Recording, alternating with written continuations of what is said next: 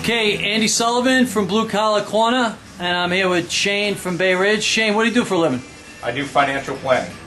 Okay, and how do you feel about what happened very recently with the death of Bin Laden? I think it was great for the country. Honored to be an American and to witness it. I do believe that both administrations played a crucial part in taking Bin Laden down. And like anything else, everything comes down to hard work. A lot of the pros are saying it happened over 5 years, the leads. And the funny thing is when you look at the administration, Obama was pretty much against Gitmo, the prison, where a lot of these detainees were held. And the more reports that keep leaking out are suggesting that a lot of the leads came from Gitmo. And if that's the case, that's why we nailed Obama. And our hats off to these Navy SEALs. They make about $54,000 a year. That's correct. Which is, in my opinion, they should be getting thrown a bonus. When you look at the congressmen and senators, they get unfettered health care, all kinds of benefits. They don't pay into Social Security whatsoever. And the Navy SEALs, I believe they should get a similar pay package or better. And if you take a look at Congress and the Senate, they always raise their pay.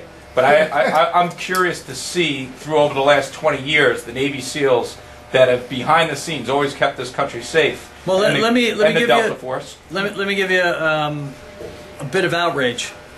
I was interviewing Deborah Burlingame. She was a member of one of the 9/11 families yesterday after she met with the president. She brought up the fact that several of the CIA operatives who gathered the intelligence that actually led that SEAL team to the door of Bin Laden is presently being prosecuted by Eric Holder right now. Yep. Because of techniques like the enhanced interrogations, waterboarding, this we all know. Well, this is wiretaps, all of that, and Obama has given no credit to that Bush-Cheney agenda item. Yep. And how do you feel about that fact, first off? Well, first of all, I know all about that because I read it. I come from a neighborhood that predominantly is firemen and cops. I live in Rockaway Beach, Bell Harbor, and I actually have a friend that's a Navy SEAL. So, and I was in the military. What branch? I was in the Army National Guard, the last Gulf War. I never made it to the Gulf War, but... well, thank you for your service anyway. Thank you. But, getting back to the Navy SEALs and getting back to the fact that Obama's team was prosecuting the Navy SEALs for roughing up terrorists, which we don't even know were accurate. Gave him a bloody lip. Yeah, it just goes to show that this administration, he did pull the trigger, he did get Bin Laden, was that a hard decision? I don't know. I think if you know, he actually got pulled off the golf course. If you notice in the picture in the war room, he was wearing. They said he was wearing his golf jacket. He had just gotten pulled off the golf course. He was thrown into the mix, and pretty much was given the: do we do it? Do we go in with the bombing or do we go in surgical strike? I'm going to give him some credit where credit's due. Listen, making any decision where you're putting our military into harm's way is very difficult. We don't know the circumstances. We don't know the information he's looking at, so I'm not going to fault Obama for that. Where I do fault him is step up to the plate. We got some Navy SEALs being prosecuted, we believe, under some suits that just aren't proper. And I think that if we could step up as a nation and protect these guys, unless you really, really know they did something wrong, I think it's disgusting that we got Navy SEALs being held, What about the fact that no photo of Bin Laden after the shot? Again, I think that photo will come out. Unfortunately, you got a White House that really... I saw you make a motion. What do you say? I think like a lieutenant friend of mine from the ground in between the Marines, he said just give them about a week till Hollywood is done with the body wax and makeup, and then just before election or anything, then they show him in TV. But I know the man been dead since maybe 5-6 years ago because of the disease he got. So you feel Bin Laden's been dead for the last 5 or 6 years? Very good, yes. And you know what it is also like also... whoa. Stop it to me. We're going to cut my ear. Alright, I don't want to get the guy with the scissors too excited. Hold on, let me go back to Shane where we're a little less danger here. Okay. Shane, what do you feel about, first off, the fact that they won't release the Bin Laden photo, and number two, they were very hot in the pants to release photos of Abu Ghraib and any of the photos during that period?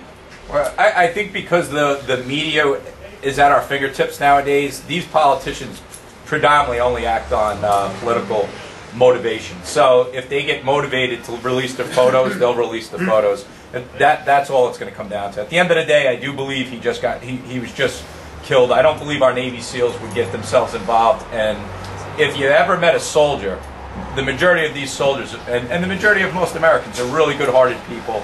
We're a type of country, we don't throw women in front of in front of bullets. We actually defend our. How do you feel that he got taken down while not being armed? Do you got a problem with that? Absolutely not. I think at the end of the day that if you keep this guy alive like he's somebody special, I think that's ridiculous. I think the smartest thing we did was, I think that was good decision making. You know, a lot of people don't want to credit Obama. I'm not a huge fan of Obama's administration, but I will credit the way the operation went. He was the leader at the time. The story keeps changing now. The story's going to continue to change. At the end of the day, he was not for Gitmo, and Holder was going after our Navy SEALs. So at the end of the day, I really believe you got to give a lot of the credit to the Bush administration. And but he refuses to. Well, realistic. Most Americans are smart. They realize that, you know, at the end of the day, the Bush administration, he kept Gates in play. And he took a lot of the military. He maintained all of the Bush General national security. You know, people aren't talking about the team. He kept Bush's full team in because he didn't have confidence in his own ability to pick, you know, military or intelligence. And obviously that has paid off for him. So we got to give him, if we want to give him one gold medal, give him the gold medal that he kept the Bush administration team in, because they did keep us safe for many years after September 11th. And, you know, our hats off to George Bush for being a class act through all this. He never threw stones. And he's basically, even right now, he said, no, I'm not going to go down there. This is your time. You take the time. And I respect him. And again, at the end of the day, I think history is going to be very kind years later to George Bush.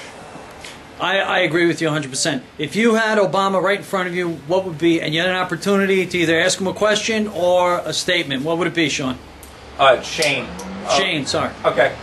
My main statement would be, at the end of the day, you keep contradicting every position. It doesn't matter if it's economics, if it's a military or intelligence, economy things, anything that in your cabinet has been contradicted several times.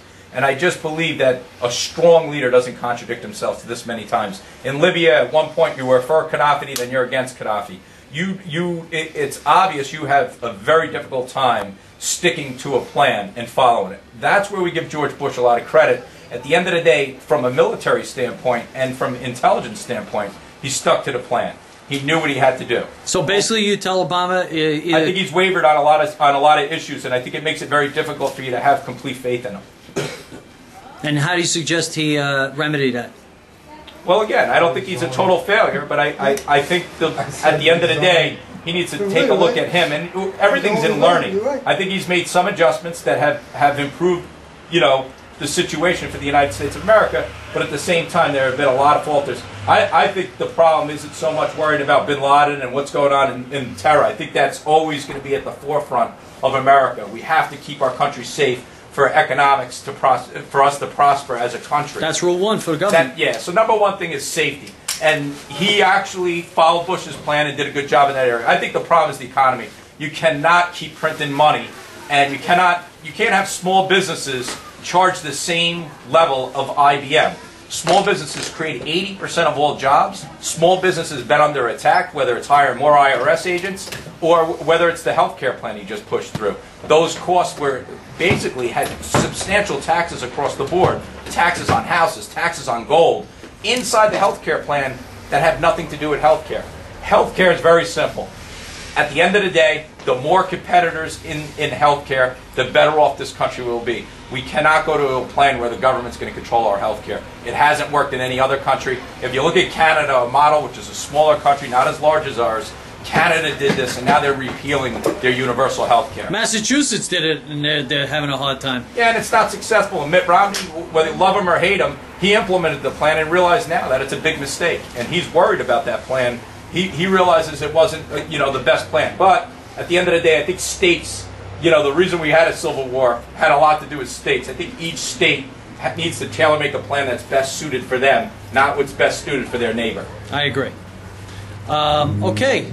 Shane, is there anything else you'd like to add? Who's your pick for 2012 for president? I think 2012 we're going to see a sleeper come from behind. Oh, so It'll be like the Kentucky Derby. We're not going to know who the winner is, but at the end of the day, we're going to see a real strong candidate. Last night, it started on Fox News. They had several candidates, and I do believe that those guys were well educated and the topics were great. So I can't imagine over the next 12 months when somebody is ready to run against Obama, he's going to be in trouble because these candidates are really starting to, Plus, Obama has a record now to run against. Before he had no record. Now he's got a record he's got to answer for.